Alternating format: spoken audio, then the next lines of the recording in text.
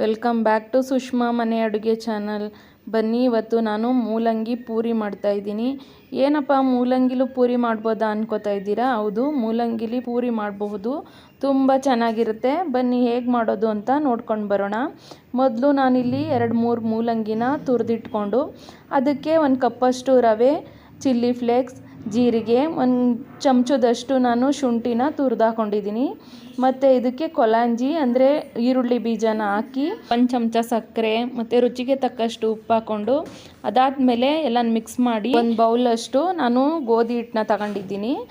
ಮೂಲಂಗಿ ಎಲ್ಲ ಮಿಕ್ಸ್ ಮಾಡ್ಕೊಂಡಿದ್ವಲ್ಲ, ಅದಕ್ಕೇ ಸ್ವಲ್ಪನೇ ಹಾಕ್ಕೊಂಡು ಗೋಧಿ ಹಿಟ್ಟನ್ನ ಕಲಿಸ್ಕೋಬೇಕು. ಆ ಕಲಿಸ್ಬೇಕಾದ್ರೆ ತುಂಬ ಗಟ್ಟಿಯಾಗಿ ಕಲಿಸ್ಕೊಳ್ಳಿ, ಯಾಕೆ ಅಂತ ಅಂದರೆ ಪೂರಿ ಚೆನ್ನಾಗಿ ಬರುತ್ತೆ. ಇದಕ್ಕೆ ಯಾವುದೇ ಕಾರಣಕ್ಕೂ ನೀರು ಮಾತ್ರ ಹಾಕಕ್ಕೆ ಹೋಗಬೇಡಿ. ಅದಾದಮೇಲೆ ನಾರ್ಮಲಾಗಿ ಪೂರಿ ಹೆಂಗೆ ಮಾಡ್ತೀವಿ ಅದೇ ಥರ ಸ್ವಲ್ಪ ಹಿಟ್ಟನ್ನ ತಗೊಂಡು ಅದನ್ನ ಲಟ್ಟಿಸಿ, ಪೂರಿ ಲಟ್ಟಿಸ್ಬೇಕಾದ್ರೆ ಅತಿ ಮಂದಕ್ಕೂ ಲಟ್ಟಿಸೋಕೆ ಹೋಗಬೇಡಿ. ಯಾಕೆ ಅಂತ ಅಂದರೆ ಅದು ಪೂರಿ ಬೆಂದಮೇಲೆ ಅದು ಬೇಗನೆ ಮೆತ್ತಗಾಗ್ಬಿಡುತ್ತೆ.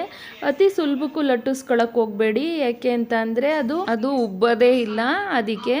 ಆಮೇಲೆ ಎಣ್ಣೆನೂ ಅಷ್ಟೇ ಅತಿ ಹೊಗೆ ಬರೋ ಥರ ಎಲ್ಲ ಕಾಯಿಸ್ಕೊಳಕ್ಕೆ ಹೋಗಬಾರ್ದು. ಸ್ವಲ್ಪ ಮೀಡಿಯಮ್ ಬಿಸಿ ಇರಬೇಕಾದ್ರೇ ಪೂರಿ ಹಾಕ್ಕೊಂಡ್ರೆ ಸ್ವಲ್ಪ ಗೋಲ್ಡನ್ ಕಲರ್ ಬರೋವರೆಗೂ ಬೇಯಿಸ್ಕೋಬೇಕು. ತುಂಬ ಚೆನ್ನಾಗಿ ಬರುತ್ತೆ. ನೋಡಿ ಎಷ್ಟು ಚೆನ್ನಾಗಿ ಉಬ್ಕೊಂಡು ಕಲರ್ಫುಲ್ಲಾಗಿ ಕಾಣಿಸ್ತಾ ಇದೆ ಅಲ್ವಾ ಪೂರಿ. ನಿಜವಾಗ್ಲೂ ಒಂದ್ಸಲ ಟ್ರೈ ಮಾಡಿ, ನೀವೇ ಇನ್ನೊಂದು ಸಲ ಮಾಡ್ಕೋತೀರಾ ಮನೆಯಲ್ಲಿ. ಮಕ್ಳಿಗೆ ಟಿಫನ್ ಬಾಕ್ಸ್ಗೆ, ಸಂಜೆ ಟೈಮು ಸ್ನ್ಯಾಕ್ಸ್ ಥರ ತಿನ್ನೋದಕ್ಕೂ ಇದು ತುಂಬ ಚೆನ್ನಾಗಿರುತ್ತೆ. ನಾನು ಇದನ್ನು ಟೊಮೆಟೊ ಗೊಜ್ಜು ಜೊತೆ ನಾನಿಲ್ಲಿ ಬಡಿಸ್ತಾ ಇದ್ದೀನಿ. ಟೊಮೆಟೊ ಗೊಜ್ಜೇ ಇದಕ್ಕೆ ತುಂಬ ಒಳ್ಳೆ ಕಾಂಬಿನೇಷನ್ ಆಗಿರುತ್ತೆ. ನೀವು ಬೇಕಾದರೆ ಟೊಮೆಟೊ ಗೊಜ್ಜು ಇಲ್ಲ ಚಟ್ನಿ, ಟೊಮೆಟೊ ಚಟ್ನಿ ಜೊತೆನೂ ತುಂಬ ಚೆನ್ನಾಗಿರುತ್ತೆ. ನೋಡಿ, ಇಲ್ಲಿ ನಾನು ಪ್ಲೇಟ್ಗೆ ಹಾಕ್ತಾ ಇದ್ದೀನಿ. ಅದಾದಮೇಲೆ ನಾನು ಅದ್ರ ಜೊತೆ ಒಂದು ಫ್ರೈ ಮೆಣಸಿನ್ಕಾಯಿನೂ ಇಟ್ಟಿದ್ದೀನಿ. ಅದು ಅಷ್ಟೇ ನೆಂಚ್ಕೊಳ್ಳೋಕೆ ತುಂಬ ಚೆನ್ನಾಗಿರುತ್ತೆ. ಒಂದು ಸಲ ಮನೇಲಿ ಟ್ರೈ ಮಾಡಿ ನೋಡಿ, ನಿಮಗೆ ತುಂಬ ಇಷ್ಟ ಆಗುತ್ತೆ.